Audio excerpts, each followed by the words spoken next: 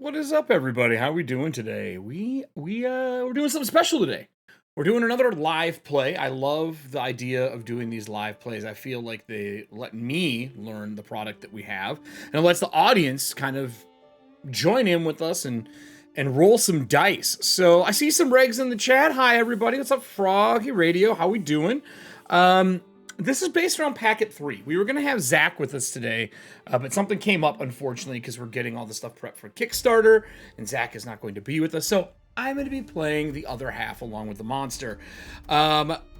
We have done two others of these, and this is traditional style OGL or 5e stuff, except it's using Tales of the Valiant, our new rule set for Project Black Flag. And we've had 3 packets come out so far. The first one was, kind of how we were redoing races and the lineage. And the second one was Fighter and Wizard. We've made both of them. We have our Fighter. Our Fighter is, I think it's, if I remember correctly, Deck. Yeah, Deck Sadler, which is based on the smallest bodybuilder we've ever had, because our Fighter is a Swobold from one of our Tome of Beast. And then the second one we made was someone we saved in our first dungeon crawl for our big long play we did in March. And that is Franz Flexus, after obviously Hans and Franz. A little bit of an homage to the old SNL days, but we wanted to have this little tiny goblin with this candlestick staff that wants to also be big and strong like the Swobold.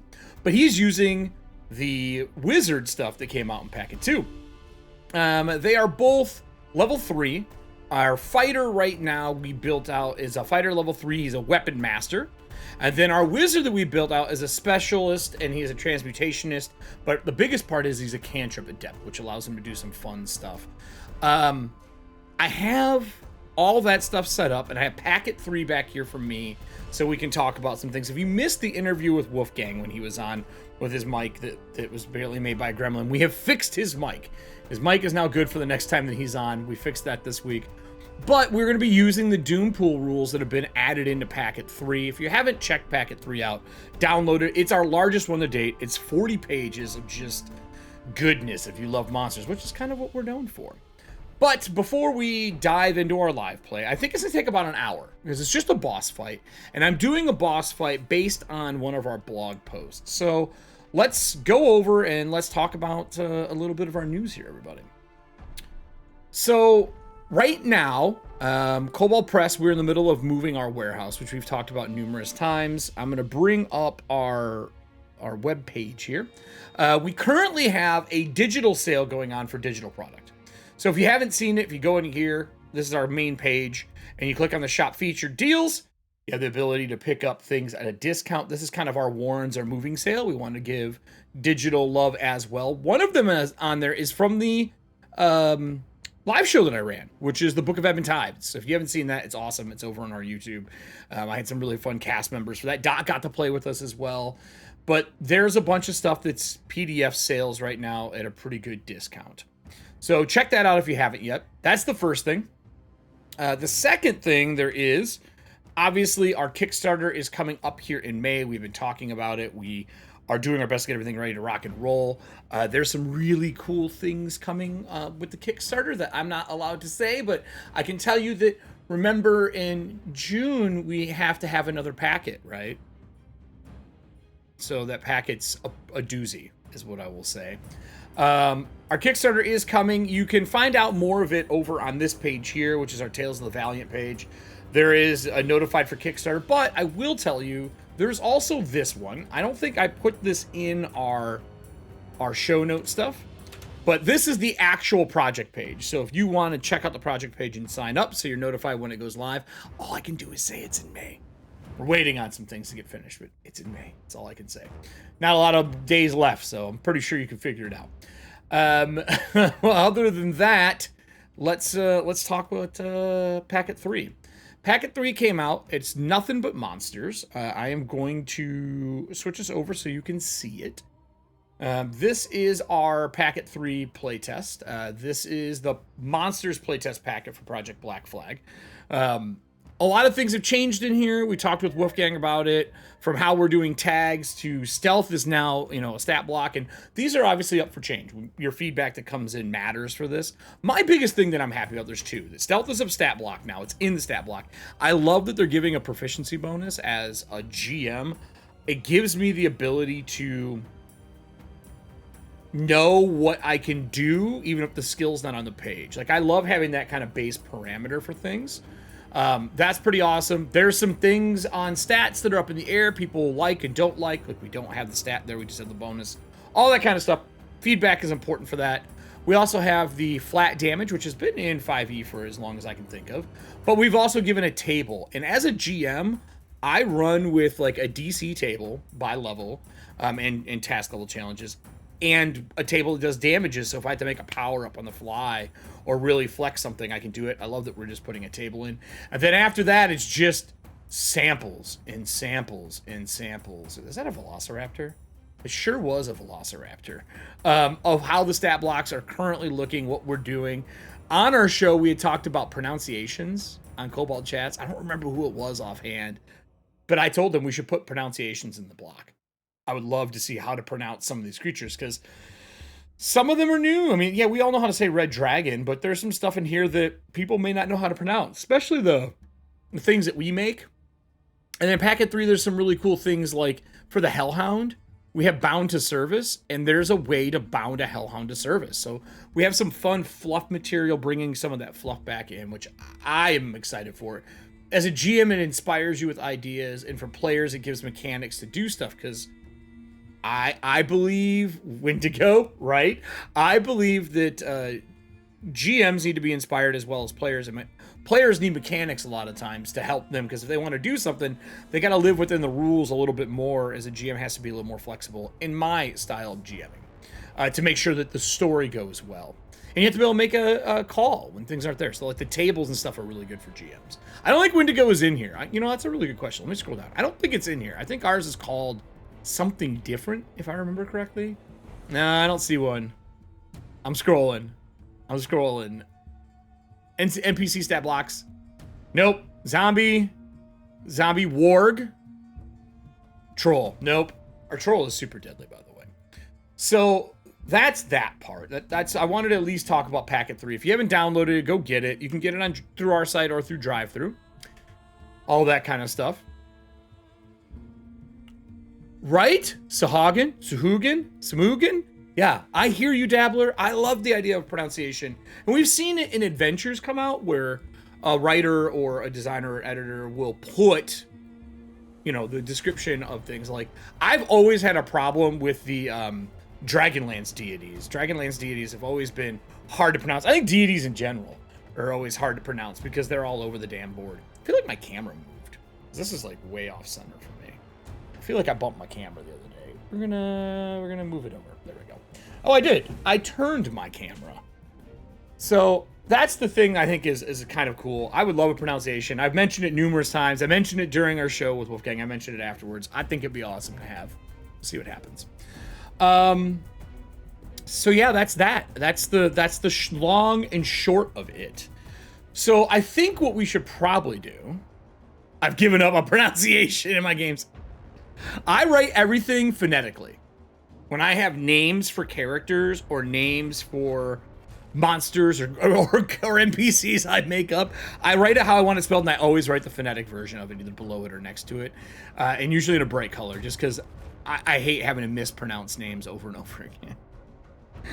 It's such a thing that happens when you're behind the screen. Like, you have so many moving parts, and when I'm streaming, those moving parts are even grander, because now, for example, to make this show run, there's 2 Roll20s up.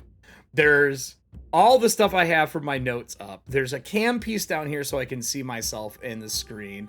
There's all of OBS. There's 2 stream decks. My Surface is over here from notes from the team for things that I'm allowed to talk about for TOV, so I don't mess that up.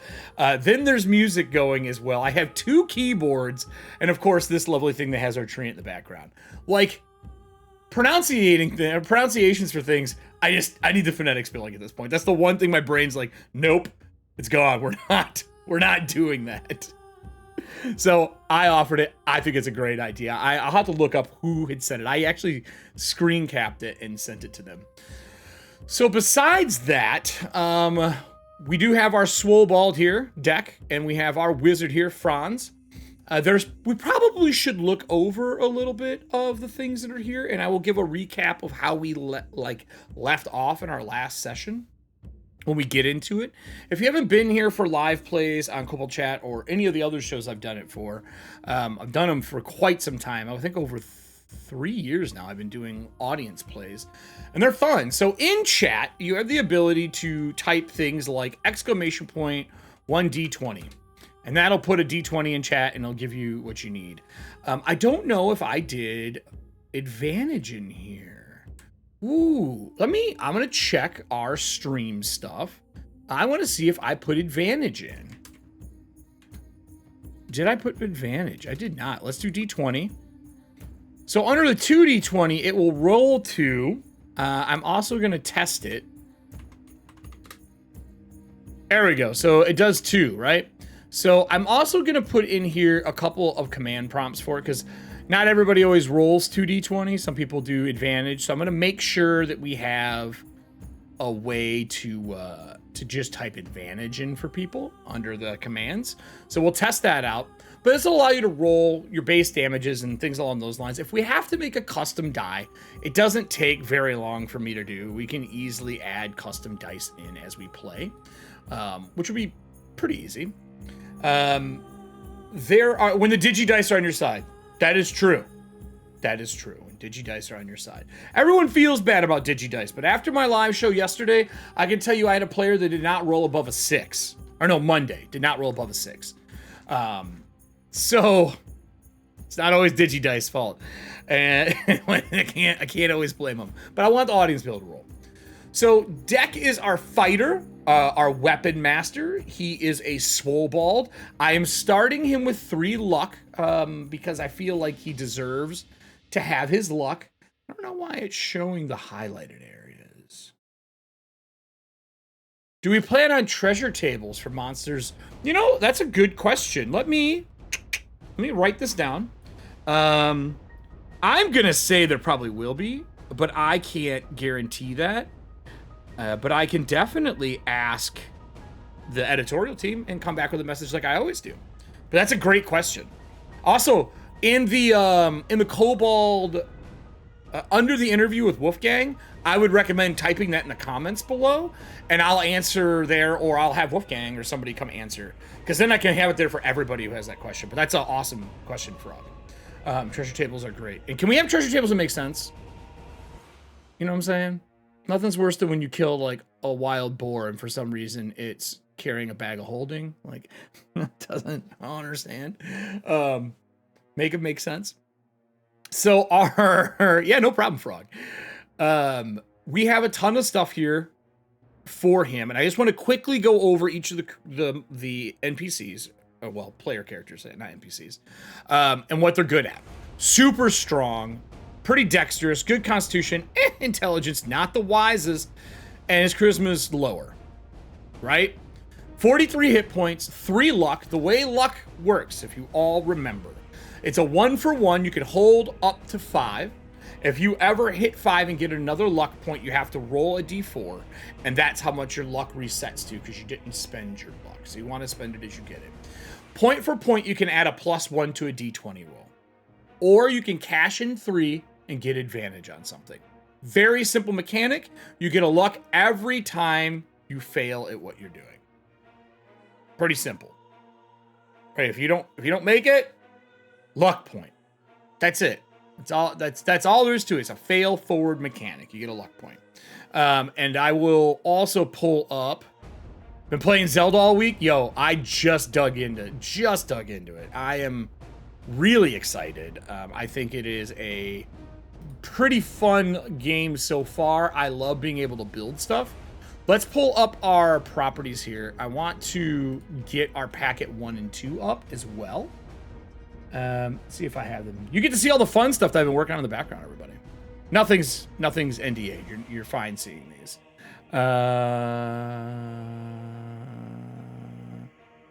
Nothing, nothing, nothing.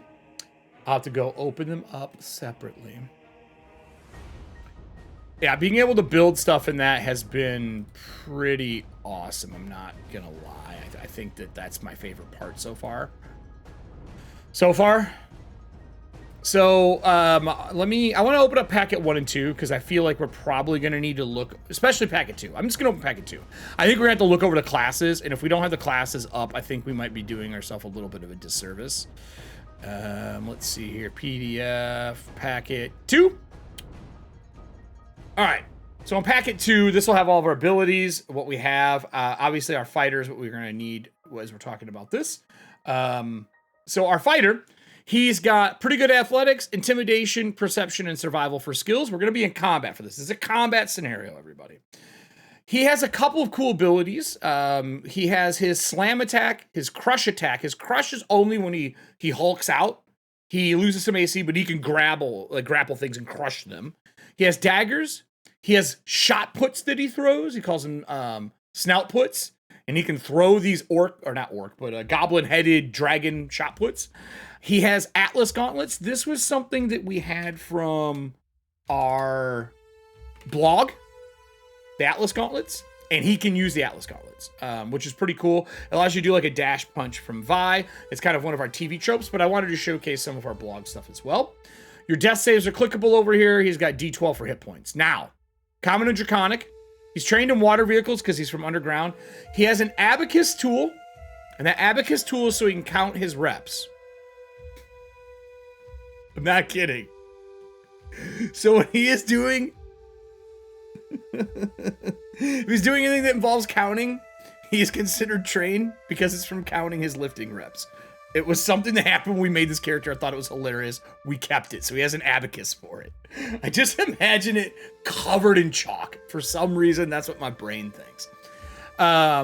He's got light, medium, and heavy, shield, simple weapons, and martial. Talents. Yes, right? I thought it was good.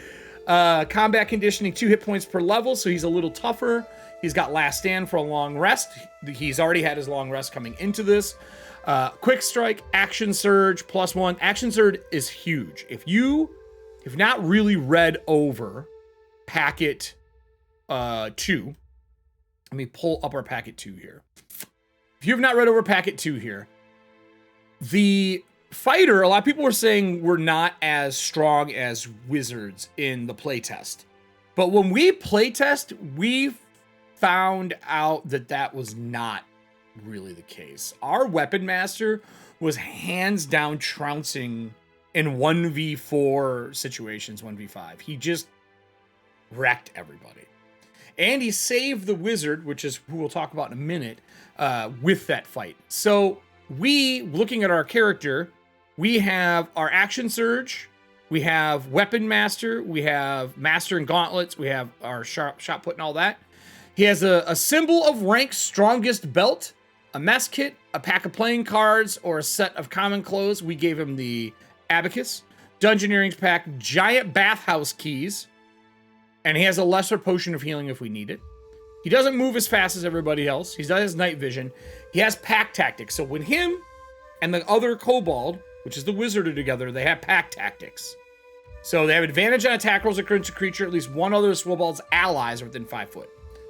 And then heritage trait, he has leaping attack, dash action on his turn. If he stops within 5 foot of a creature, he can make one slam attack with disadvantage as a bonus action. So you can run in, punch somebody, bonus action, disadvantage, punch again. He doesn't like sunlight.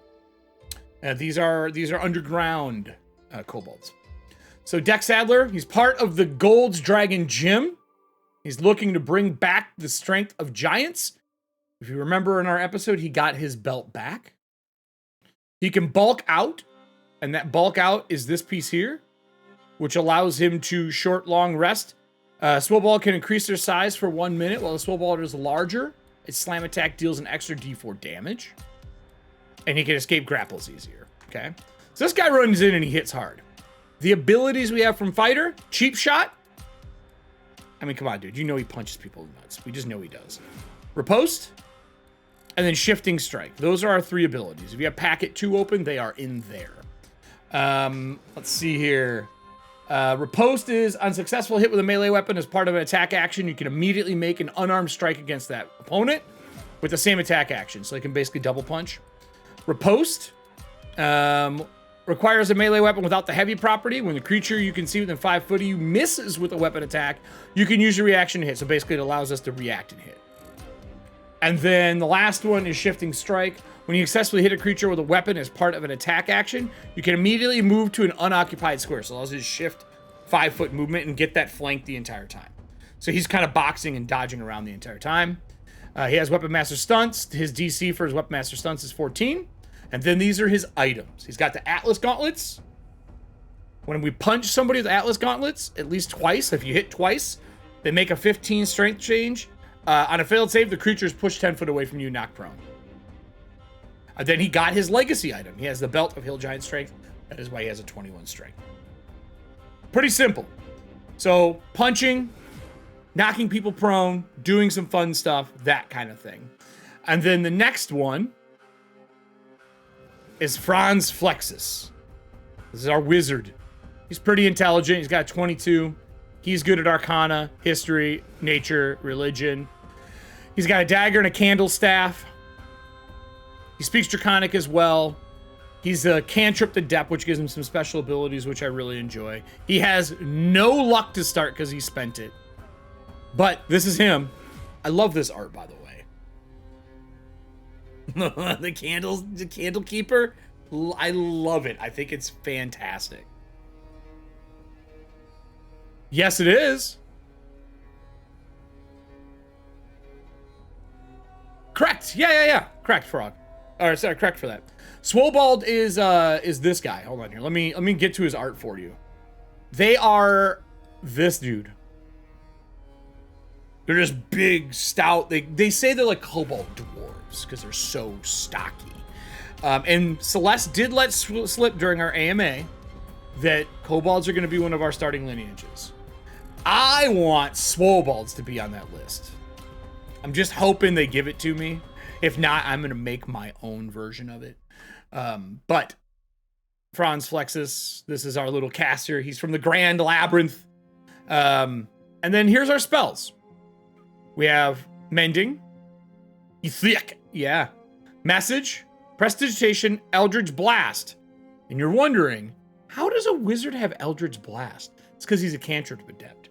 He can take cantrips from any cantrip list. So we gave him Eldritch Blast. Because why wouldn't we? Right?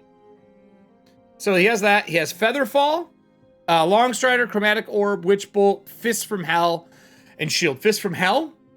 This is actually from one of our playtests. Or not playtests, sorry, Deep Magic. Someone submitted these from Deep Magic. We have them on the board as well, so I can pull them up when we're playing. But they're from Deep Magic, and we have Lay Chain and Fist from Hell. They're both on here for us so that we can look over those when we need them. But yeah, we thought it would be cool to showcase some of the spells that made it through for the Deep Magic 2 submission. And then at level 2, he's got Alter Self, Enlarged Person, and Lay Chain, which is the other spell I talked about. Abilities for him are pretty important. He has no special magical items or anything, but his abilities are a little different. If we go into that playtest again, and we scroll down past these, again, if you want to look through all these, they're in packet 2. A Cantrip Adept is awesome. I think it's my favorite thing out of here. I really do like them. But if you are a wizard player, that's my preferred thing to play, is a wizard. There's some cool things that have changed. We have Rings of Magic now. The core concept for Rings of Magic was really simple. When someone starts playing a 5e based game, and you tell them they can cast 6th level magic, and they're new, I'm talking about people who've been playing for a while, they think that 6th level spells come at 6th level of the character class. It's a very common problem when you're teaching someone. So we separated saying levels to rings just so you don't think it's attuned to your level of your character class. Bottom line, that's it. There will be more of the flavor and fluff behind it as well as we continue through. But that's really, I think, at the base of it all where it started, was saying spell level and then saying level of class, and then those intersecting didn't line up well, and we wanted to make it easier. The which link, though? KP store? Which one are you talking about?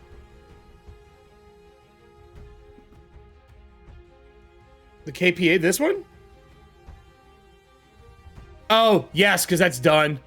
That's why. That's because it's the old birthday link. I apologize. Do you mean... Hold on here. I'm going to pause my talking. So I can... You talking about this one? This?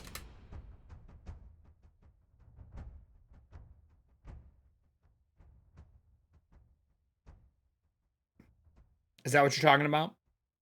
If so, I fixed it. If that's the one. That's because that's an old TOV. Let me know if that's it. I'll continue what we were talking about here. So we automatically get detect magic X amount of times per day with wizards and TOV, which is awesome. They also get arcane recovery at first level, and this is probably my favorite thing, which is this piece here. Okay. You've learned to regain some of your magical energy by studying your spell book. Once per day, when you finish a short rest, you can choose to expend spell slots to recover. The spell slots can have a combined ring total equal to or less than half your wizard level. And it is rounded up, so we would get 2. And none of the recovery slots can be from 6th level ring or higher. For example, if you're a 4th level wizard, you can recover up to 2 rings worth of spell slots. You can recover either a single 2nd level or 2 1st level rings. So you can take a short rest and be like, okay, I need more spells for the day. This allows them to kind of continue adventuring with your fighters and all that kind of stuff if they were to tap themselves out. You know what I mean? Magic senses detect magic. We just get it. Our arcane tradition is the cantrip adept, and we're going to scroll down here to cantrip adept. We only have 2 of these powers so far, 3 of them. Cantrip adept is a humble cantrip, caster, and they get the ability to pick up something else. We got Eldritch Blast with that.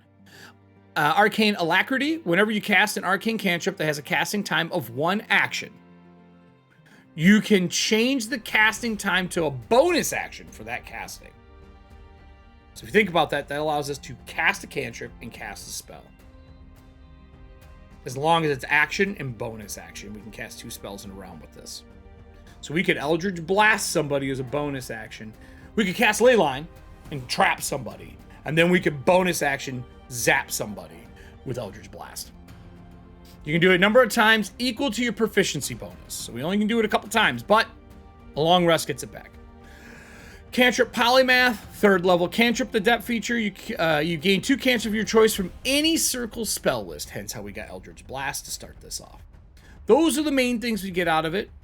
The magic talent that we took for our wizard, I believe we took Specialized in Transmutation.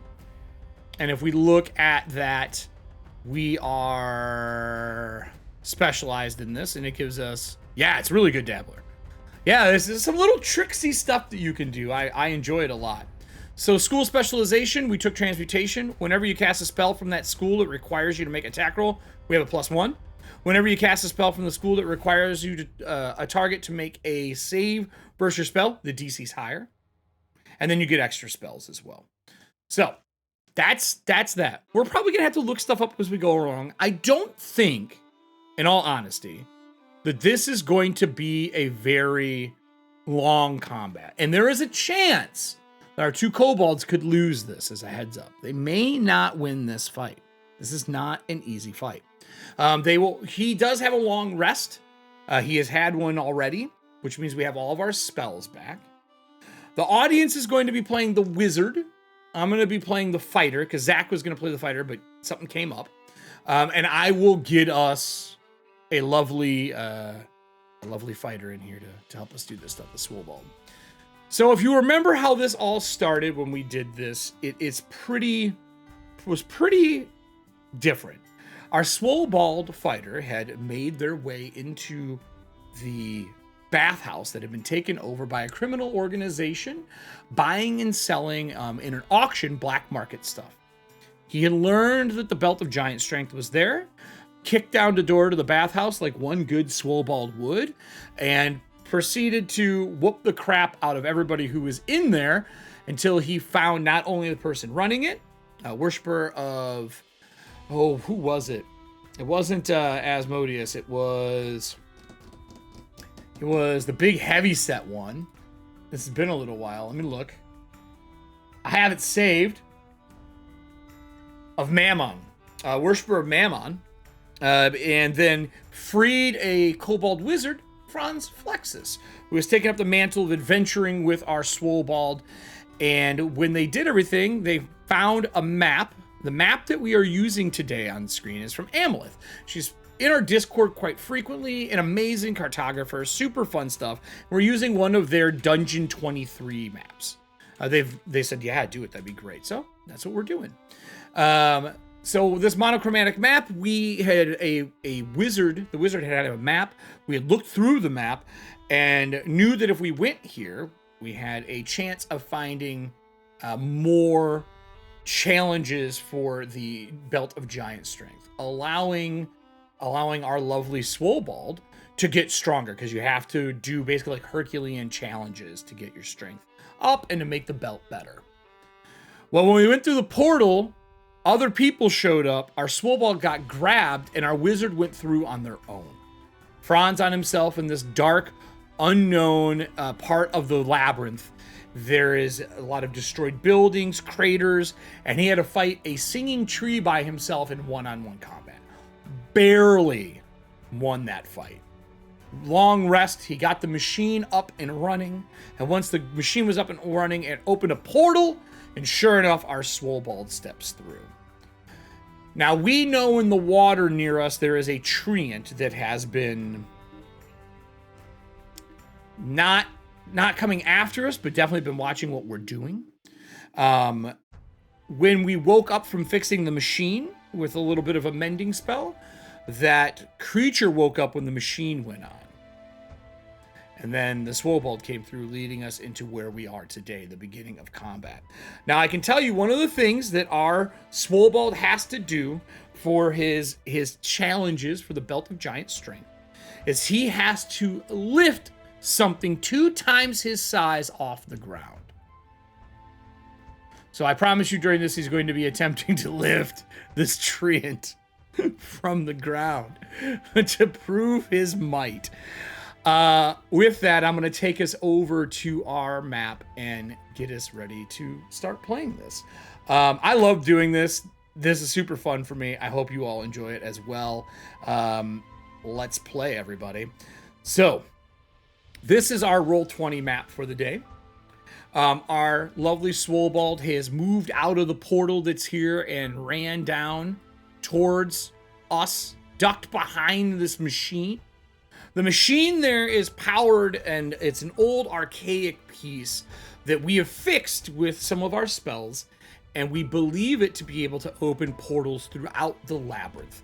If you read the little tiny piece in packet 1, the labyrinth is this grand piece that connects all realms together. It's just something that we put in for core fantasy. I can't say much more than that, but if you're smart, I'm sure you can figure out. It's us giving you a way to use your worlds in every world. We are part of the Grand Labyrinth as the wizard. We understand how it works. We actually have knowledge on it. We got the machine up and running to open it to where we knew our Swollbald friend last was. He came through carrying one of the apocalyptic fungi, threw it onto the ground, covered in the smatterings of fungal growth. He brushes it off and runs down to us. In the distance, we can hear the beginning of that creature groaning and wanting to move from its spot. You hear roots break. You see the ground start to shake. And this creature that has shrunken heads tied all over its branches begins to lumber towards the machine. If I can get the audience to give us a perception check for our wizard, that is where we're going to be starting our game today. I'll bring up our acrobat so you guys can see our piece. Franz is okay at it. He's not great. He's got a +2. So if someone could do exclamation point 1d20 in chat, we're going to be making our perception check. We take the first one in the roll, is how we usually do it here. A 6 and 8. He doesn't notice it. I'm going to roll for our other... I'll roll for our Swobold. Our Swobold is apparently more observant than the other one is, with his perception of 1. He's like, you notice that there's metal stuck all through that thing? And as the shrunken heads are moving over, you can see like a lot of the heads are wearing goggles, dwarves and gnomes. On the branches, there are pieces of metal stuck in it, and all of them are pieces of the machine that we just repaired, and this thing's moving back towards it. And you see one of its big branches separate into a hand, getting ready to slam down on top of this. I'm going to move our character sheet, and I'm going to move our treant towards us as it starts to climb up the hill, trying to get to us. With that said, like I said, this is going to be combat heavy. I'm going to put our initiative on the table so we can all see it. I'm going to add our 3, and our goal today is to test 2 things. I want you all to see how combat runs. Oops, I didn't mean to put that many people on here. I want you to see how combat runs. I also really want everybody to see how to do the new Doom Pool works. Now, the Doom Pool is pretty cool. Some monsters start with a Doom Pool. Some monsters don't. It allows me to provide disadvantage to you and some other pieces to me. I'm going to flip us over to our Acrobat so you can see this as well, just so you know what I am looking at. I'm not going to show you my monster, because that would be no fun. But the Doom Pool is pretty special. Just like you have luck, I have Doom. Doom is going to have some special things for certain monsters getting like bonus ways to attack. But it's also going to have ways that, where is my Doom Pool?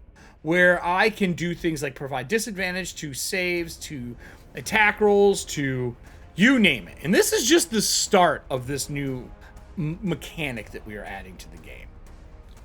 So where are you at? Doom Pool. Doom Pool. We also cleaned up grappling, by the way. Equipment.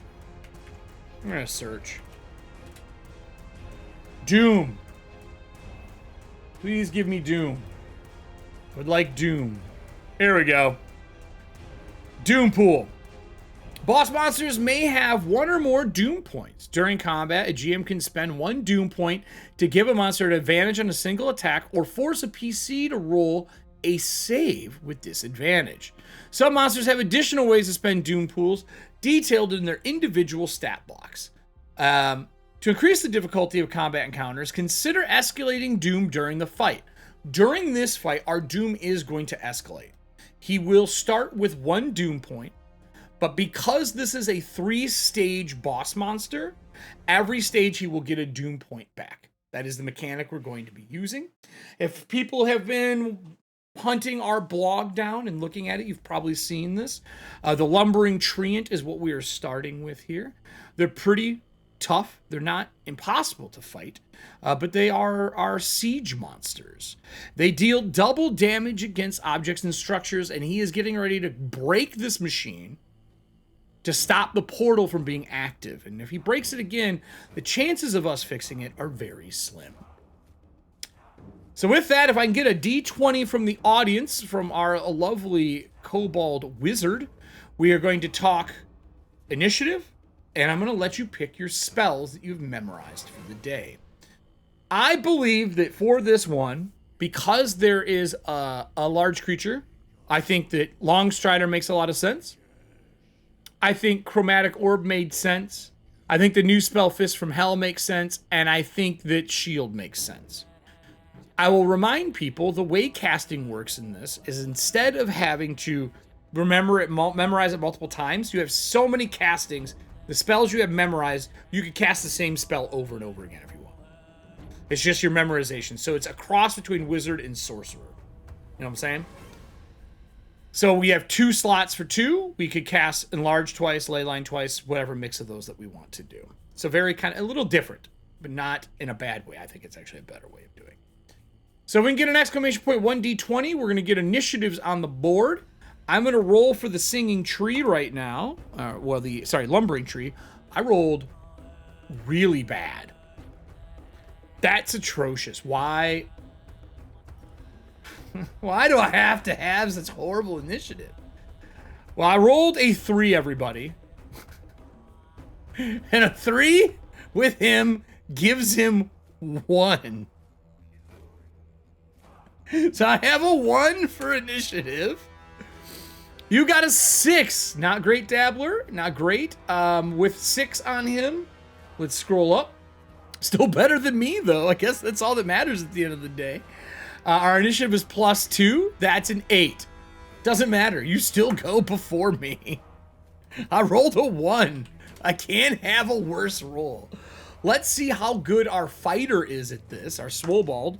I got a 10 on the die. I got a +2 to initiative. That gives me a 12. So I have a 12 for initiative. All right. Let's organize our initiatives. Descending order. Okay, Kobold, Swobold, and then our lovely, I'm actually going to give this a name. This is Franz Flexus. I'm going to save this just so we have it here. Let's get his numbers in here. We have, Franz has, yep, that's correct. He only has 12 hit points, and he has an armor class of 12. He ain't the best. But my other guy's pretty big. With that said, let's get into see how this is going to turn out. Our lovely Swobold immediately grabs onto the machine next to him, grabs onto another thing next to him, and he starts, as he starts getting larger, he is going to use his ability to make himself bigger, because there's no reason that he would not be trying to lift this thing out of the gate. I'm going to do my bulk out. As a bonus action, the Swobold can increase its size for 1 minute. While the Swobold is larger, slam attacks deal an extra D4 points of damage. I can escape grapples easier. My strength saving throw DC for my crush attack increases by 2. And it has advantage on strength checks and strength saving throws. So hopefully I can lift this monstrosity off the ground. That's the game plan for me. I'm going to increase him to large size. Let's see. Let's see how good I am. The creature we are fighting is a huge plant. I will give you that. You're welcome to make knowledge checks on your turn to figure out what's going on. Our Swobold is going to, I think we're going to start this off with what he would do. I'm going to try to lift it and throw it into the water. You know what I mean? So I'm going to charge. And we're going to try to lift this guy from the ground. You know what? Do you guys want to roll for him or do you want me to roll? How do we want to do this? Do you feel like rolling for both creatures? Do you guys want to roll the dice? I mean, you're here to play. What do you feel like doing? Do you want to roll or do you want me to roll for everything? For the Swobold? Sure? All right. Give me advantage. Exclamation point 2d20. 2d20. I get advantage on this because I'm large.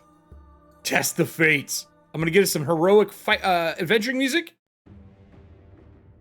Sounds like a fun time. My coffee thinks so. A 19 and a 20. Well, athletics for me is a 7. That is a 26. I have an additional 1. That's a 28. He grabs onto this thing by the roots and starts to lift it off the ground. As the camera cuts down to your eye level, you see the dirt and debris from the creature falling off of it as he's lifting it up and off the ground. On my check, I lift it. My character technically gets a save because he is near the edge of a piece. Because this is strength-based, I'm gonna try not to get tossed back into the water. If I'm successful, this counts towards my legacy piece, which means that my belt goes from a belt of hill giant strength to the next step up. All right, Swobold, let's see what you got. I am a strength of 23 for my lumbering treant for phase 1. I'm gonna do my best to not get tossed. I do not beat the Swobold. I fail by 2. I do have a doom point I could spend for advantage. out of the gate. I'm going to save my Doom Point. I don't want to spend it yet. I don't want to spend it.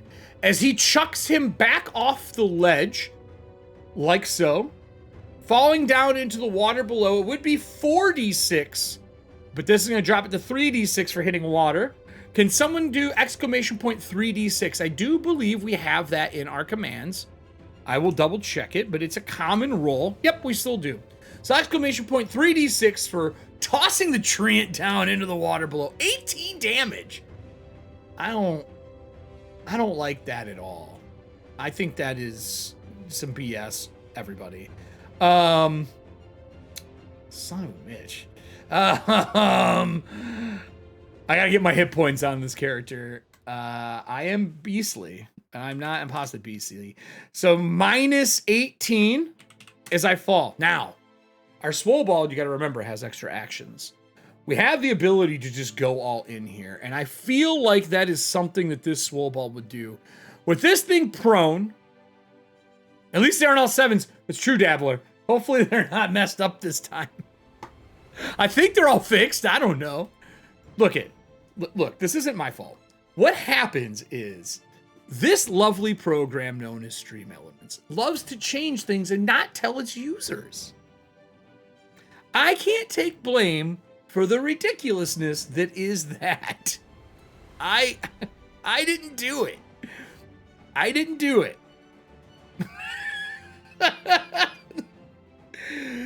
So as he tosses him off the ledge, our lovely Swollbald throws him down below. I believe for our Swollbald, I think we go in. We moved. We lifted. Do we want to use his action surge right now? We could use our action surge, get another move and an action, and jump down on top of this guy and like comet strike him with our gauntlets.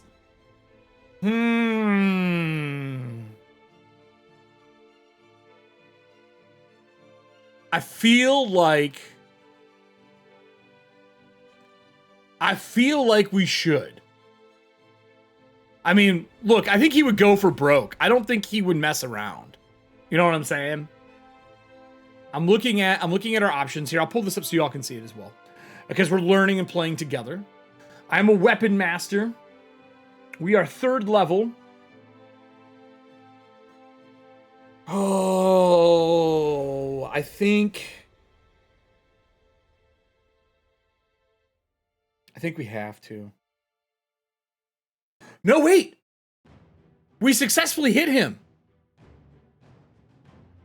Successfully hit a creature. The weapon is part of an action, which is our hands. I think we use Shifting Strike.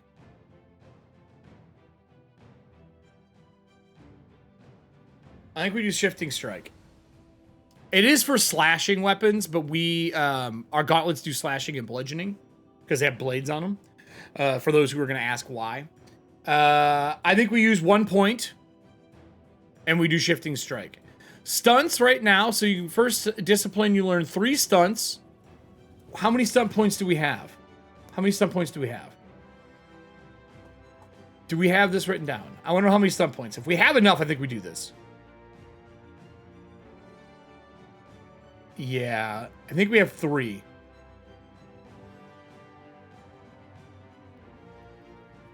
We have 3 stunt points, is what it looks like to me. Gain a number of stunt points equally PB plus 1. Yeah, so we have a 2, so 3. So I'm going to mark that we're going to use 1 stunt point. Okay, on our Swollbald here. We have 3 in total, and I am going to minus 1. All right, we are going to dash off, jump down on this creature, and do our Comet Strike. So for those who want to see how this is going to work, I need start off strong. That is correct. First off, we need a roll with advantage. So give me 2d20. This is for our jump down punch on this treant, as we are starting off strong. I'm going to be doing a ton of damage on this, by the way, because we are a weapon master. So that is a 12. A 12, we add 8 from our gauntlets. So that is a 20. that is currently more than enough to hit this guy. Successful hit. We have 3 luck. Luck, though, unfortunately, if we go into this and we look at luck, I should say unfortunately, you can't add it for damage. Luck is a 1-for-1 to hit and for advantage. I don't think you can spend it to do damage. Let's look here. 1-for-1 bonus to any D20 roll. Yeah, so just to hit. So, can't use it for that. But, since we are hitting, our gauntlets do a D6. So we need 1 D6. And we need 1 D4 because we are enlarged right now. So give me a D6 and then a D4. Those are 2 separate rolls. On top of that, so 5. And then a D4. We also get a 2. So 5, 6, 7. So that's 7 points. But 7, we are large. 7, 8, 9, 10, 11, 12 from the strength and other bonuses. And we have Weapon Master. So if we scroll back down here to our Weapon Masterage, let me go to Weapon Master. I believe we have something special we can do with our weapons. Wizard, stunts. Where's Weapon Master? Weapon Master. 3rd level weapon stunts known 3. But we can do something with our dice. Once per turn, you roll damage with attack with a weapon you have remastered. You can re-roll one of your weapon damage dice. I don't think we want to re-roll any of those. I think those are good. I think we keep the 5 in that. So it's 5, 6, 7, 8, 9, 10, 11, 12, 13 points of damage for the jump down. So that's another 13 points. But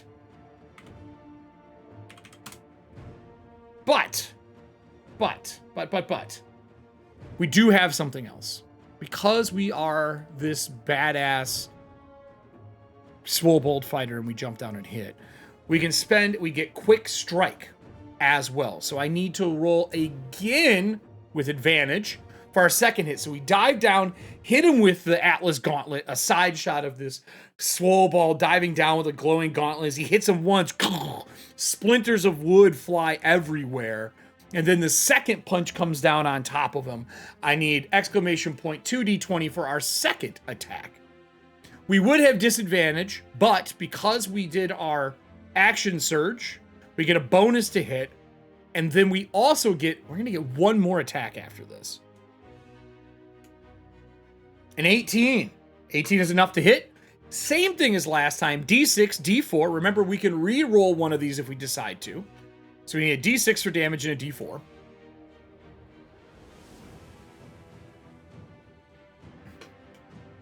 Yeah, we're fighting on your map. I talked about that earlier, Amalith. So exclamation point 1d6, 1d4. As he jumps down on top of this lumbering treant. We are fighting a 3-stage treant right now. Basically, it's a boss fight with 3 stages. We're testing out Packet 3. That's where we're re-rolling that. That's horrible. So re-roll that D6 with Weapon Master. Yeah, I love the monochromatic stuff that they've been doing. It's so good. If you haven't seen Amalith stuff, you can find them over on Twitter. Amazing pieces. I'll actually get that for you right now so you can follow them. If you're looking for some cool maps and artwork for your stuff and for your games.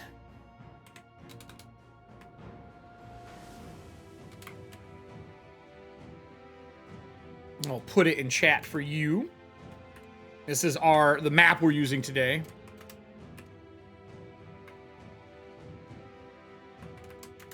There you go. All right, so we rolled a 1. We re-rolled a D6, a 6, perfect roll. We need a D4. This is the D4 comes from our Swobold being bulked out. That's an extra D4 of damage that we do. So a 6 base. That's really good. 6 base. Now give me that D4. Anyone can roll this, by the way. It's up for everybody. We can't re-roll that, unfortunately, because we already rolled. But that's a 6, a 7, We get another 5 bonus on top of that, so 7, 8, 9, 10, 11, 12. That's another 12 points of damage to this creature while it's on the ground. All right, so we're going to minus another 12 off. It's looking bad as he hits once, shatters part of the face off of this treant, hits again with another strike, and blows another huge chunk off of it. Now, here's the best part. Because we moved in, our first action was to lift it and throw it off the ledge, and it took damage. Then we moved and jumped down with Shifting Strike for 1 stunt. Right? Pushing it to the ground, pummeling it twice. Then we used our bonus action for our multi-attack for another strike. Action Surge gave us that. Because we did all of that, we can use our bonus action for another strike from the Atlas Gauntlets. But we get disadvantage, so we're a wash. We're down to a single D20 roll. So I need a D20 as both hands come up for the last strike. Give me a D20 roll. Let's see if we can hit it one more time. We got a +9 to our attack right now. But we are at a wash. That is enough. We do a D6 and a D4 on this hit as well. So someone do roll D6, someone roll D4. Anyone in chat can do this. You might put him to stage 2 before he even gets to go. Between you, because the wizard still gets to go. Flexus has still got to go. Exclamation point D6. Oh. Did it time out? Try again, Clever. Do a D4, Clever. We need a D4 as well. So we got a 4. So we got 6 on that. So 4 on that. So 4 and an 8. So that's another 13 points of damage. As we pound this thing 3 times. 8, 13. Wait, right? 13? Yeah, another 13. Looking worse for wear it, but it is still alive. You have torn a hole through the face of this creature. For those who haven't seen it, I'm going to move him off. I'm going to blow this up so you can see it. This artwork is the one I'm using. This is for the singing tree. Oops, I'll move it over so you can see it from the singing tree. It's like this weird singing tree with a bunch of shrunken heads on it. Almost down. Flexus goes. The camera flies back up over the ledge that we fell down, and it flies over to Flexus standing next to the machine. Flexus is our wizard. Our wizard has got some pretty cool abilities. I'm assuming we are going to do something fun with this. We have a lot of options. Let's take a look at them. Flexus, what do you got for us today? Franz Flexus, I'm guessing, is going to probably use Eldritch Blast. It's a cantrip. And remember, we can take a cantrip and turn it into a bonus action. So let's move our Flexus over so he can see off the ledge. So from here to here is 15, to here is 20, which is enough for us to be able to see. Flexus only got 12 hit points. He does not want to be in melee combat. The portal is still swirling next to us as this purple-pink hue spills out over the area in this blue stone landscape of destroyed ruins and machinery. As a group, we got to decide what we want him to do. Do we? I'm so sorry. I did not pull up the ability for me to send you all votes for stuff. Give me a sec here. That's my fault. It's my fault. We have options here. So the way we do options for the choices for the players, we do votes if we need them. So we're going to start this off. New poll. We're going to do a poll for what we want to do. I think we, out of the gate, Eldritch Blast. What's our action? That's what we're going to be asking right now. What's our action? I think we go with Eldritch Blast and see if we can get it down. It's looking bad. Your other option is, if we want to help our friend, we could use Lay Chain, which is something that holds creature in space. Or we can do Fist from Hell. Now, while I put this poll up, I'm going to show you those 2 spells on screen here, so you can decide what it is you would like to do. So, Fist from Hell. These are both from some submissions to Deep Magic 2, okay? And Lay Chain is the other one. And I'm going to put them both on screen so you can decide what you want. And I'm going to put the vote up here as soon as I switch over so you can see what they are. All right. You could, but he already enlarged himself. He is large right now from his bulk power. So he can't really go up one more category. Pull is up right now for you. Up above for our action. Fist from Hell is a first level evocation. It's from the backer Digital X64. This is going to be in Deep Magic 2. You create an arcane spell of light above a creature within range, creating a portal from which a massive fiendish fist strikes down on its target. The creature must make a Constitution saving throw or take 2d10 force damage and falls prone. He's already prone, but that's good damage. We could bump this to second level and do an extra d10 of damage with one of our second level spells. Boom. Ley Chain. If we want this thing not to get away, we can pull ley line chains out of the ground and hold this creature in space. On a successful save, the spell ends, but this will hold them in space, restraining them for the duration. So the votes are up, or we can Eldritch Blast. Our other option is we could use our ability to cast Eldritch Blast as a bonus action, and then cast the spell as well. But right now, we will decide that after we know what our top 2 votes are. So what does everybody want to do? We got Eldritch Blast up there. It looks like we have 1 Fist from Hell to do extra damage. And we do have the option to do both. Because we are a cantrip wizard, we can use our ability to cast not 1 spell, but 2 by using cantrip Arcane Alacrity, where we can take that Eldritch Blast, move it to a bonus action, throw Eldritch Blast, and then cast the spell as a regular action. Cantrip Adept is my jam. I'm telling you, the ability to cast 2 spells as a wizard is something that every wizard wants, and there's really not been a good way to do it. Yep, and we can decide that afterwards. So right now it looks like everybody is definitely saying Eldritch Blast. The rest of the people for sure are saying that we should be doing is a Fist from Hell. Everybody gets a vote in chat. I'm going to move over here. I'm going to shrink these down. I'm going to pull up our Eldritch Blast. So we have it here for us to be able to see. Shrink this back down. Thank you, Roll20. Also, Roll20 had an update, if no one noticed that. There was a big update. It's been running a lot smoother since yesterday. It makes me very happy as someone who does just a truck ton of live shows. So here we go. If we do our Eldritch Blast, we are a 3rd level caster. Make a ranged spell attack against the target. On hit, the target takes 1d force damage. The spell creates more than 1 beam when you reach higher levels. We're not there yet, so we'll be doing a d10 force damage. Don't you add something to this? I thought you got to add something. That's not. I guess it's just a d10 force damage. I mean, it's still good. I'm not going to argue that. All right, we're for sure doing that. So here's my question.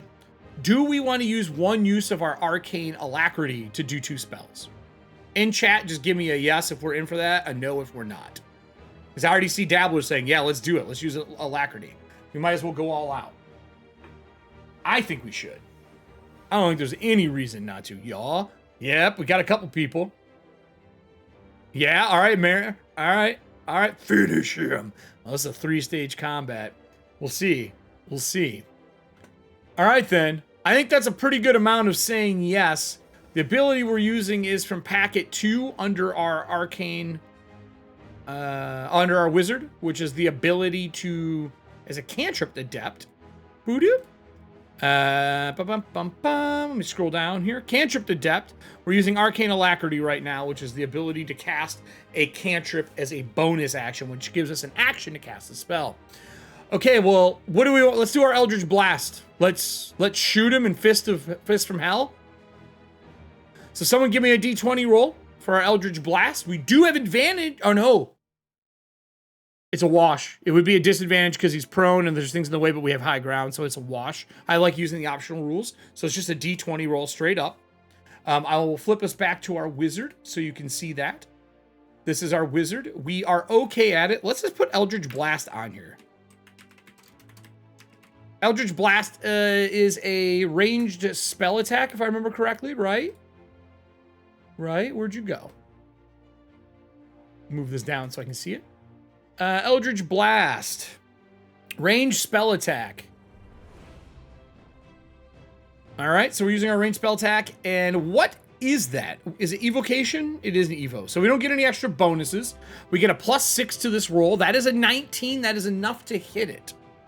On that roll, a 19 to hit. Give me a D10 for your force damage. 1 D10. Let's see what we get here. Oh. So bad. The Eldritch Blast hits, but it only hits one of the branches and tosses it out of the way. Hey, a point of damage is a point of damage. But you did blow his arm out of the way. But that's okay. Because we're going to use our Deep Magic 2 spell, Fist from Hell. Do we want to upcast this as a second level?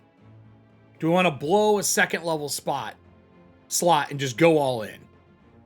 I think we do. I think we use a level 2. What do y'all think? Because that level 2 will take it to 3d10 force. All right, we're going to use one of these for the day. I will mark that we've used one. I'm going to delete these so we have all of our spells. Somebody give me... you know what? I need to look and see if we have 3d10 as an option. We do! Exclamation point 3d10. As he does that and blasts the arm out of the way, he raises both hands in the air with the candle staff, swirls it, making a portal above the treant, and hits it on the ground as this hellish fist comes down from the sky. Little Dormammu feel here. Give me 3d10.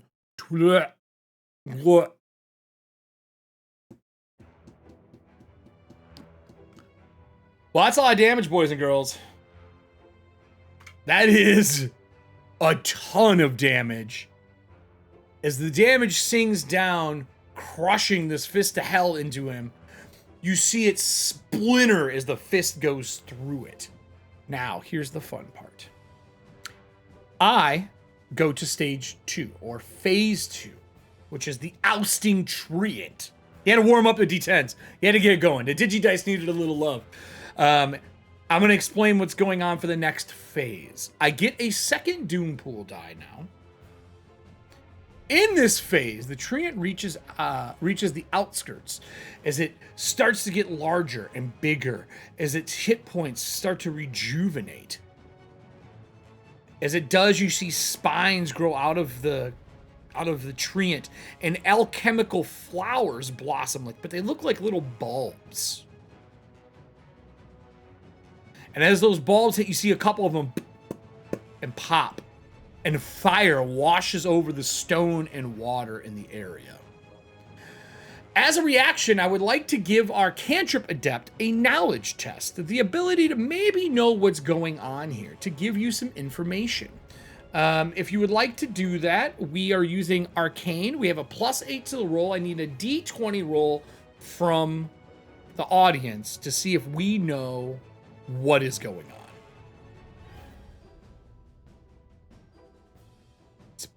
It's pretty fun. D20. A 9. That's a 17. We do know a little bit. The ousting treant, what happens is when they are taken to near death, they grow alchemical concoctions on them. Some of them will heal it, and other parts of it will give it fire-like powers when they strike people. When they do a branching strike, the treant makes a slam attack against a creature within 15 foot, and a cone of fire smashes off of them as all of those baubles explode, meaning that we are now in a fiery zone as a problem. With that, I will give you something important to know.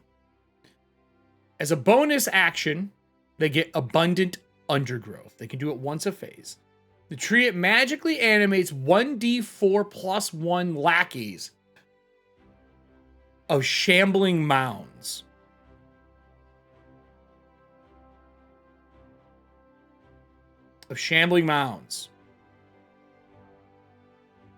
I apologize for that in advance.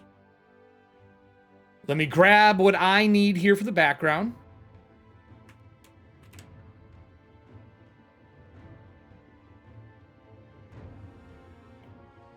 Could be worse. Not by a lot, but by a little. Let me see here.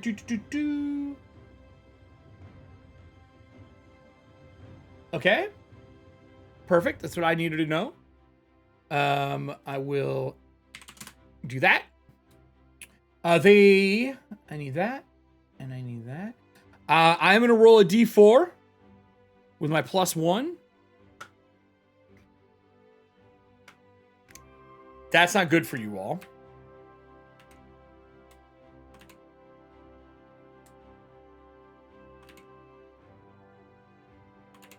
Okay. As he starts to reform and the bark lights on fire and the chest turns into this burning chest cavity, it is my turn. I am going to add this, and I'm going to add this number in, and then we're going to go back into my initiative order.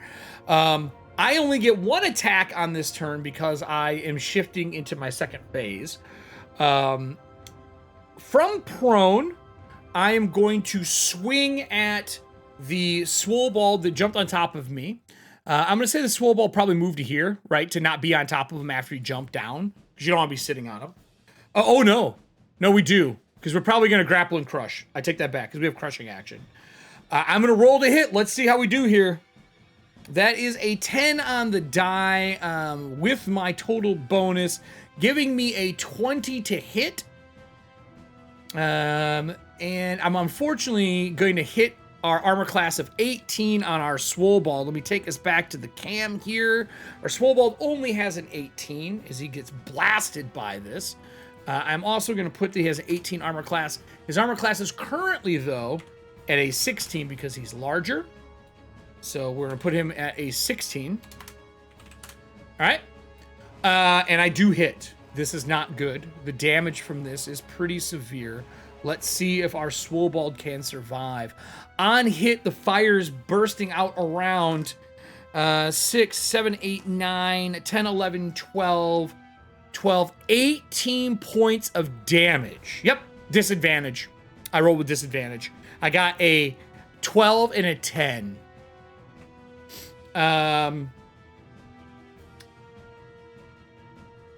18 points of damage. Some of it is fire, but it doesn't do a constant burn or anything. It could have been worse for us. That isn't the worst case scenario. 18 points from our 65 as we get batted by this thing. As a move action, I get up in my spot. That does not provoke attack of opportunities because I went through this yesterday with my players. As he stands up in his space, pushing him. Oh no, always ask Dabbler. As he's pushing him off of him. The Swollbald's still hanging on to the branches. Then that takes us to our Swollbald. Around us, you see mounds of these medium, large-sized mounds start to move around us. And they are all over. There's some up on the higher levels. There's some down below as things start to shift. That takes us to our Swollbald. Look, I'm going to be honest. The Swollbald doesn't stand for this stuff. And in the new rules here, I'm gonna pull up Acrobat. We have crushing attack in this one. We can crunch things and crush it. And we put in rules for grappling to help make grappling a little bit easier in this. So let me scroll to our grapple rules. We're just gonna roll it up. Grapple. In our grapple rules, monsters have attacks, a lot of them quickly grapple. When a monster hits with such attack, it doesn't need to make an additional ability check. It just assumes it grapples with that. So it's an all-in-one check. We are going to use that for our Swollbald for simplicity's sake, and I want to see how well it works. If it's something that should be on both sides of the table, if it should be PC and PC and NPC. So let's start with our Swollbald. We are big. Our companion is not within 5 foot of us now, though, so we don't have advantage. That means that we are in this to win it on our own. We are going to be attacking him. I need a D20 roll from the audience. We have no advantage, just a straight up roll. I don't think we have anything we can do with Weapon Master. It's not worth spending a stunt point. We're just rolling a hit. So 1d20 roll with our gauntlet for our first attack. Let's see what we get. A 6. That's pretty bad. But we have 3 luck. Should we spend our 3 luck and take that 17? Or do we want to fail that roll and get another point of luck? Because we can cash in 3 to take it. I would. We get a luck every time we fail. If we make a roll with an attack and we fail that attack roll, we get a luck point. All right, cashing it in. We'll take the 17. 17 hits. We need a D6 and a D4, please. This is for us being large. We get the D4.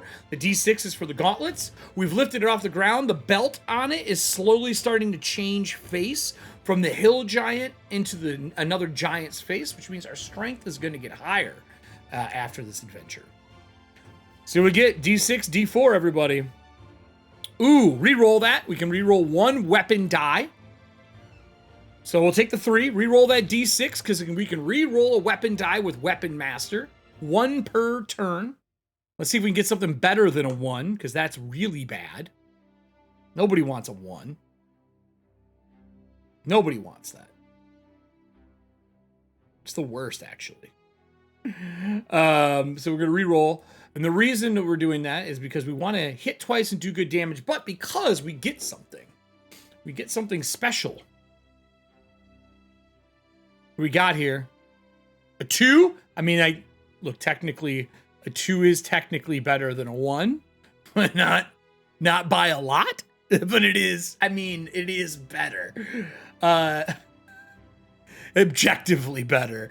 So we got ourselves a, what was it, a 3 from the D4, a 2, so a 5, and a 5 is 10 points of damage. Because of the Atlas Gauntlets, which are on screen right now, with a bonus action, we also have the ability to hit again. So can I get a D20, sorry, 2D20, because we are at disadvantage right now. Because it's a second attack we're getting as a bonus action. So exclamation point 2D20. And let's see if we can hit again. Be pretty sweet if we do. A 7. A 7. It's not the best, but we are a +8, so 7, so 15. And currently the Treant in this form has a 15 armor class. As a second hit, D6, D4, first blow, boom. Second blow hits. Let's see what we get. 10 points is a lot from the first one. It's not the best, but it is something. You are doing your best to be in it to win it.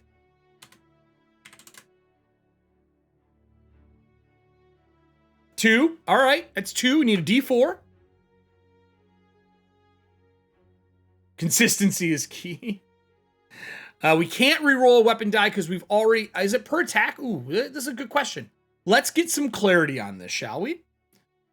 With Weapon Master, we might be able to reroll per attack. Let's make sure before we say no, because we don't want to screw ourselves out of damage, right? Once per turn. Nope, we can't do it. Still the same turn. So 5 base damage plus another 3. So 5, 6, 7, 8 more points of damage. He clips him on that. But because we hit twice, there is something special. There is something special. -8. There are 2 things that simultaneously happen here. As we punch this thing the second time, I have to make a save. Why? Well, because we have Atlas Gauntlets. And with Atlas Gauntlets, on 2 successful hits, you can spend a charge to knock it backwards. And it pushes him 10 foot away, giving us some distance. I think we don't use it, because if we knock him back, he's out of range, and this thing has reach. I think we stay in it. What do you think? Do we want to knock it backwards? What do we want to do? I don't think we do. I think we want to leave it there. It would not be helpful to me. This heroic music, though. Keep him close. All right.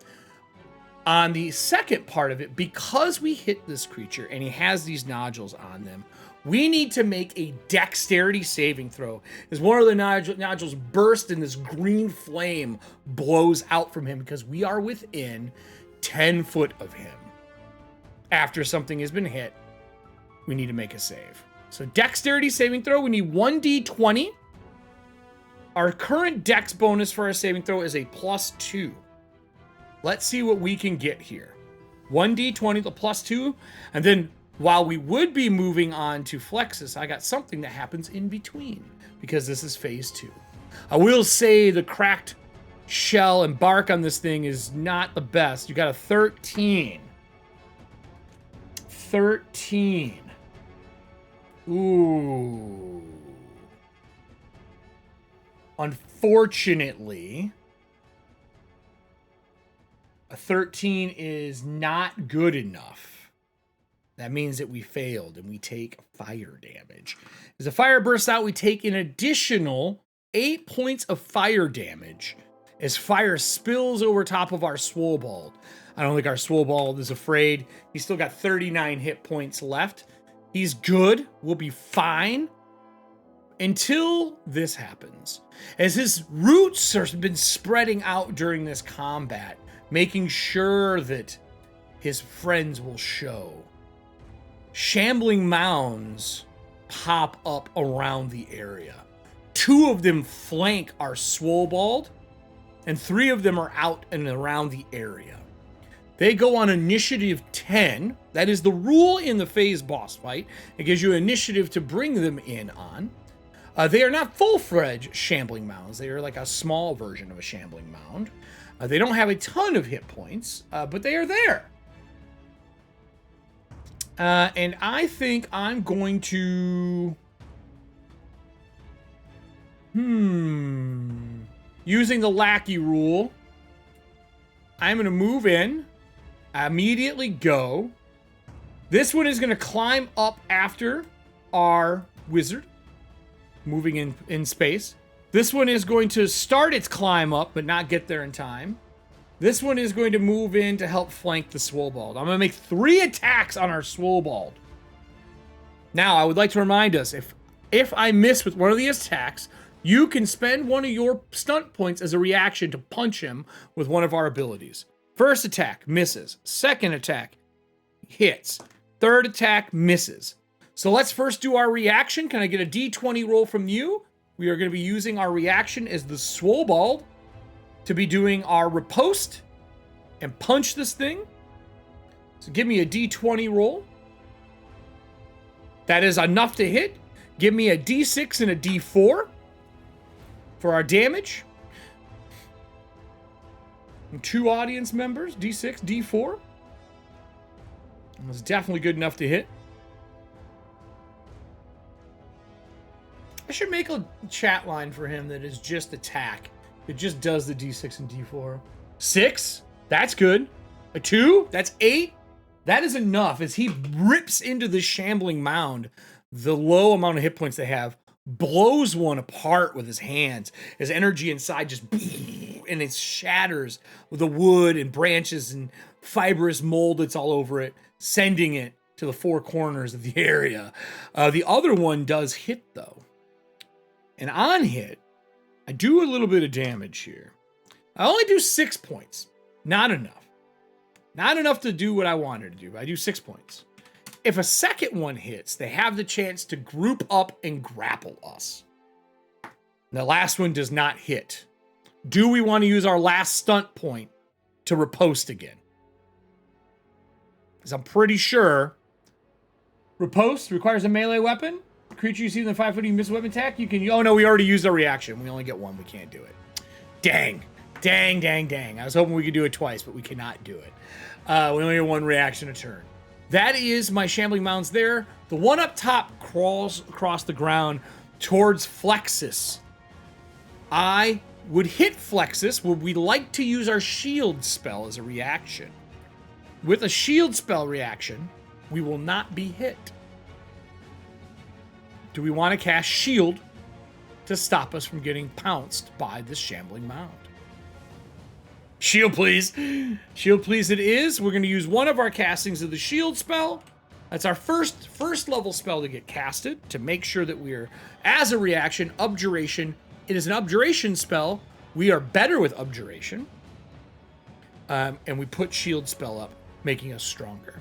As it pounds against this licking flame of shield from the candle staff, leaving us safe, it takes us to Flexus's initiative. Flexus It's time to decide what to do. I'm going to put in chat for a new poll what we're going to do. Action. This is important. Do we... I'm assuming we're going to do the cantrip alacrity again, right? I'm just going to say action alacrity. Because I don't think we should not do that. We need to be able to defend our friend, and we also need to be able to fight the one that is on us, right? We hope we can blast it apart. So we'll do alacrity. Do we want to Eldritch? And then Fist? Eldritch plus Fist? Do we want to Thorn Whip? Plus Fist? Those are our two options that we can do that make the most sense. For Thorn Whip, it does give us a weapon we can slash people with. Or do we want to Eldritch and Chromatic Orb? Those are our questions right now. Vote is up. We know that these mounds are not that great. Not that great. They're okay. And I will put up our Fist on screen, right? And I will pull up Thorn Whip as well. So you can see what this stuff does. Just so we have it active. Where is our Thorn Whip, baby? Ooh, I don't see it. Ooh, I don't have it in my piece here. Weird. I might have to look it up online. Well, look at that. I don't have it on here. Let's see what we can do.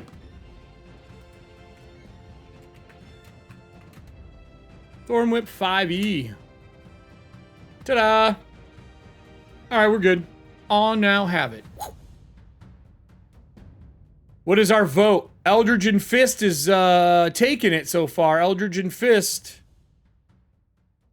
We got another one for Eldritch and Fist. So we got 4 for that. 2 for Thorn Whip and Fist.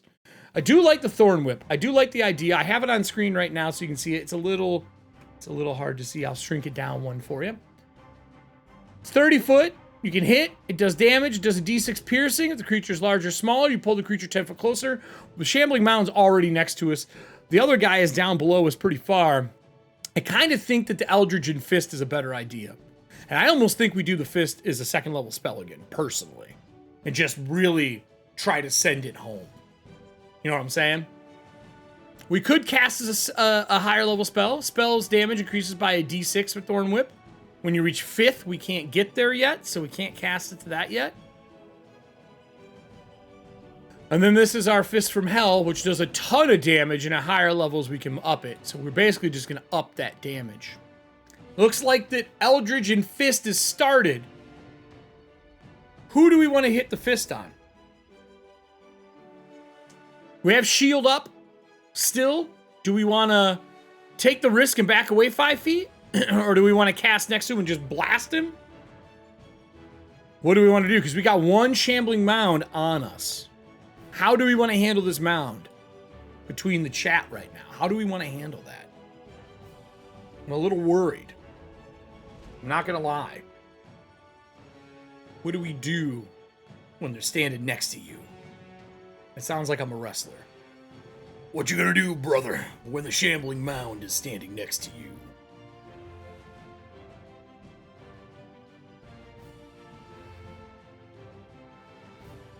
Might as well. Are we going to step away? Do we want to step away? 5 foot? Back off, okay.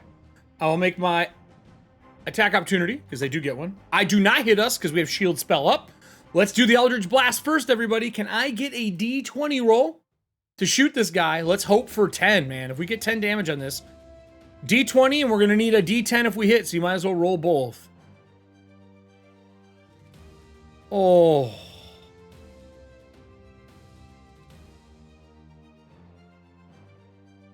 Wah, womp. You back up and you stumble over some of the broken machinery. You get the blast off. The shambling mound lays flat and starts to sift across the ground. But it's okay. It's okay that we failed that one. That gives us a luck point, everybody. So that's 1 luck point. We get a luck. Nothing wrong with that. With a luck point, you can either add a +1 to a roll, or if we get 3, we can add advantage to a roll. We blast and don't hit. This dual concentration as we're sending the fist down. We can see this thing because it's so tall. I'm assuming we're going to hit this one, right? Is that where we're sending fist? Trying to clear up this space?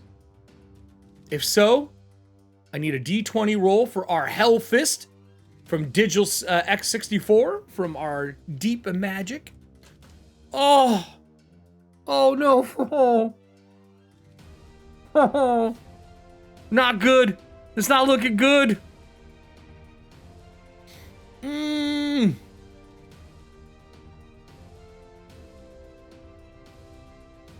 No, wait a minute. I'm sorry. You don't need to roll an attack roll. I have to roll a save, everybody. That is on me. I'm no longer worried. Let me make a Constitution roll. I apologize. That is not an attack roll. Okay. Constitution roll. My con's pretty good. Con's pretty good. I'm going to provide myself advantage with a doom point.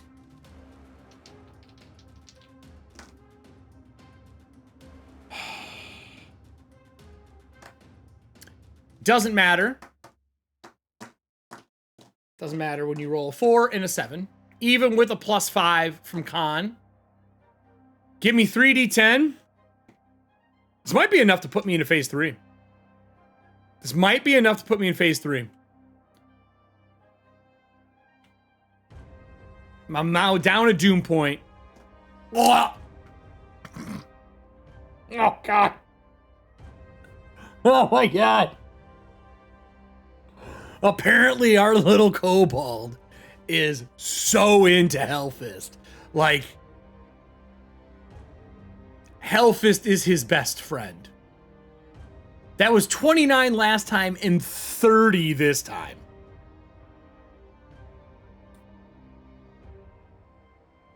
I'm a little worried for my treant friend.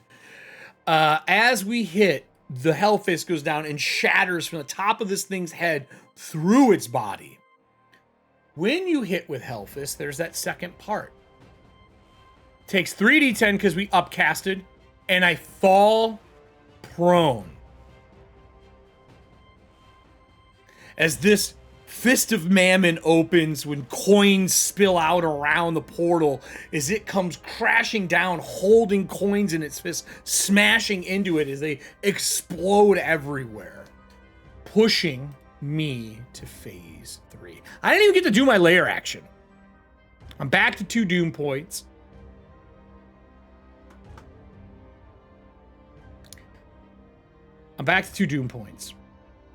In phase 3, the surrounding area, you hear crunching of wood. The sound of things begin to move as trees in the area begin to animate. I'm going to be rolling a d4 here. 4 trees to the south, down on this side, over here, begin to animate. As trees start to stand up and move towards the combat. Just like in phase 2, when he can make these mini shambling mounds, he now has treants that begin to form in phase 2. Frost doesn't like that tree. No, I don't think so. I don't think he does. I'm going to grab a treant. And I will point out that these are lackeys for people to understand. Lackeys are not full-blown creatures. They are less hit point creatures, okay? So don't think you're fighting like full-on treants. They are smaller versions of treants with less hit points and all that jazz. They are lackey trees. Cut, paste, paste, paste. There's 4 of them. You can see them behind the portal. They will start making their way. They also go on initiative 10. So let me grab our Treant, Singing Tree, Shambling Mound, Treant. They go at 10, bringing us into our initiative. Franz did his work. I went and did what is the beginning of my turn. As phase 3 happens, this thing starts to change form, shattered and split down the middle. This treant shakes off stuff as the branch hands start to push itself back together. The fire inside the core of this thing starts to burn, and the heads start to sing. It reaches behind it and grabs a rock from the ground and hurls it at Franz up above. I shatter the rock next to you and miss, because I rolled a natural 1. My second attack, I'm going to hit the Swollbald with a natural 20. A natural 20. I am going to strike at our Swollbald companion for 6, 7, 8, 9, 10, 24 points of damage to our Swollbald. 24 points of damage does not knock the Swollbald down, but he is looking bad. Our Swollbald right now is at 9 hit points in his form. He currently only has 1 stunt left as the Shambling Mound claps and the fire shoots out. This thing is angry as the voices are singing on the beginning of our turn. I need us to roll a wisdom saving throw or be scared. Can I get a D20 roll from the audience? I will pull up our lovely Swollbald, Deck Saddler. A 13 on the die with a -1 is a 12. That is not enough. We are currently considered frightened. Let me pull up the rules for frightened for us. It's not good, I'll tell you that. The condition of frightened. Frightened creature has disadvantage on ability checks and attack rolls while the source of fear is within line of sight. The creature can't willingly move close to the source of its fear. We are cornered. So we can't really move away easily. Like, I can't move towards it, but we can still fight it. But we have a disadvantage on all ability checks. As this thing roars and the singing and dwarven and gnomish in this eerie and creepy song. It gets dark in here, the sound of footsteps of the treants moving across the water. This might be the end of our two Kobold adventurers. But that takes us to our Swollbald. While this thing is slightly healed, it is not at full health because they don't get full health each time. Swollbald, I think it's time to shine. I need a D20 roll. No advantage, just a D20 roll. Oh no, I'm prone. I am prone. I need D20 roll with advantage. I am a liar. I am a liar. We have advantage. Do not take that roll. Roll another D20. I am prone. I did not say I got up. I threw it from the ground with disadvantage. Let's see what we have. Dang it. I forgot to get my guy up off the ground.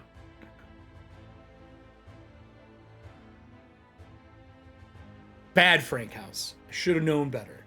I've been GMing for 30-something long years. Give me another D20 roll, somebody. A 19 isn't enough to hit. D6, D4. Let's do this thing. Can Deck Saddler one punch his way to victory, everybody? Deck has been traveling to regain his strength after retiring from a horrid curse age. Even before his time at Gold Dragon's Gym, he was small for a Swollbald, but over the years of pumping iron, he has won his first belt, and now at the age of 57, he looks to continue his legacy and hunt down the fabled belt of giant strength. We have that, but now we're trying to get stronger than ever before. All right, what do we got in the chat here? We got a D6, that's a 5. We need a D4 as well. Finally timed out between identical posts. Yeah, it does that. And a D4. We got to put a 1 in front of that. Gots to put a 1 for calculations. A 1. 5, 6, plus our bonus is 11. Would you like to re-roll that die? We do have weapon damage. We could re-roll that if we want, or do we want to save it for our second? I think we just re-roll it. Let's just take it. Take the re-roll. Do another D4. See if we can get something higher. 5 is good. We're at 10 base right now. With our strength bonus, we're at 10. A 1 is weak. It's still a 1. It doesn't matter. 11 points. Frightened, back against the wall against this creature. We send a shivering punch into it. As a bonus action, we can attack again because of our gauntlets. It is at disadvantage, though. Can I get a 2d20 roll to see if we can hit? While we're doing that, I'm going to pull up our lovely stunt points. A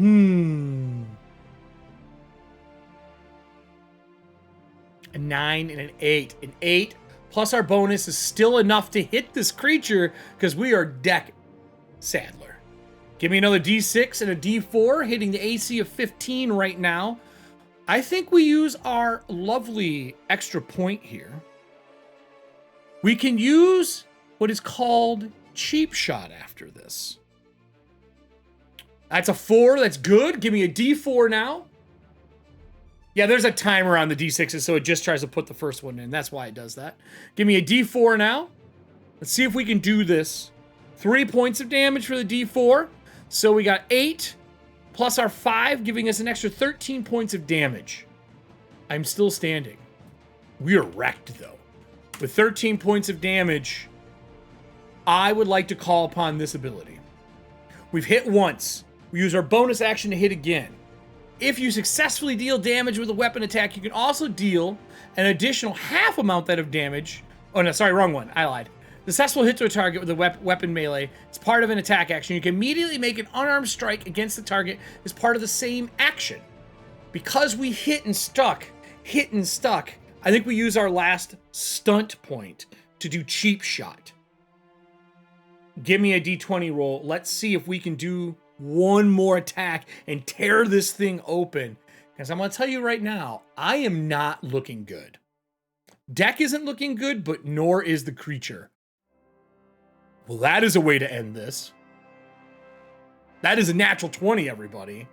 The way we do crits in this, the way we have been doing it, is we max the first set of dice, roll the second. It's just faster, and it makes crits feel impactful, and that is my house rule for Kobold chats. Can I get a D6 and a D4? We are stacking this on top of 16 damage. No, I'm wrong. More. It'd be 11, 15 damage. We're stacking this on top of 15 damage. 15, 16 with that 1. Not the best. Not the best. 16, 17, 18, 19. Plus the other 5, 24 points of damage. While Deck is scared of this thing, and he is frightened, Deck punches one of his Atlas gauntlets in, hits with the other one, and rips it apart with the second one, splitting this thing in half like nothing more than firewood. As fire bursts from the core of this thing, the shambling mounds start to disintegrate and burn with green flame. The treants reroot themselves and not give chase. While this boss fight is tough, and then I do have 3 stages, and I was using my layer actions to summon creatures, I didn't get to do any of the extra stuff that I wanted to do because you guys were doing so much damage. I wasn't lasting long enough in my forms. As the mound burns up, Franz leans over top, seeing if Deck is okay. Tossing down a rope to him, Deck grabs and climbs his way up as they make their way to the portal. The camera cuts to the front of him and Franz standing next to each other with a belt of giant strength on. Now, giant strength belts are very cool, but we have a legacy item on him. And the way legacy items work is they grow in power through doing feats of stuff. This is something that is, legacy items have been around. For him, his next feat of strength that he needed to do was to lift something 2 sizes larger than him. And as that happens, his belt of what was once hill giant strength turns into a belt of stone giant strength, raising his strength, making Deck stronger as he puts his hand and slaps Franz on the back. The muscles on him bulge more as he reduces back down to his normal size as his minute is up from bulking out. Deck turns to him and says, "This is a great adventure, but this belt is not complete. Need to find something larger, something bigger, something better than what I have right now. I think that we need to go deeper into the labyrinth and find more." Thank you so much for joining us today, Amalith. Thank you for providing this amazing map for us to play on. I love being able to use fans of Kobold press and the stuff that they make and the shows and things that we do. Amalith, if you have another map, we're going to be going deeper into the labyrinth. Maybe we can pick up something else that you've done and use it. As Deck and Franz do their best to survive the labyrinth and become more swole than the day before. This was a use today of our packet 1, 2, and 3, along with Kobold Press's Treant boss fight, slightly modified to make it work for 2 people. There are cool layer actions, and this entire boss fight is set up to be made for raiding a village. If you've not seen this boss fight, I obviously modified it so that I did not outright kill our players. But on the Kobold Press, you can check it out here. A great thing from the Lubbering Treant to the Ousting Treant to the Incensed Treant, as you get to do amazing things as alchemical treatments, false appearances. It's a siege monster made to literally rain down on top of your village. I use this as just a baseline for something you can do, adding doom points in. One of the doom points I spent was when I can impact somebody, I can do extra fire damage. I spent that doom point earlier in the fight. And this is just some of the new stuff that you'll be seeing with Tales of the Valiant. The Kickstarter is coming at the end of this month. And again, I want to say thank you to our lovely partners for Tales of the Valiant. Our Vineyard made Kickstarter and was successful, so that'll be getting made.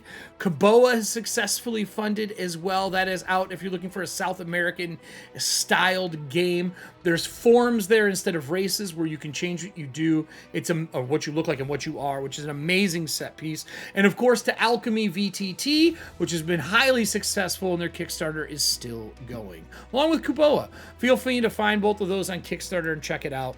And if you haven't downloaded Packet 3, get it. And please make sure you're subscribed to our Kickstarter site, as Tales of the Valiant will be going live later in May.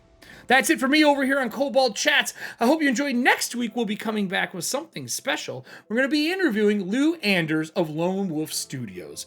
If you've seen our other interviews, you kind of know what you're in for. An amazing partner, again, with Tales of the Valiant. I will see you next week at 2 PM CST. Until then, be bold, everybody. Be valiant. Enjoy our packets, and I will see you all next week.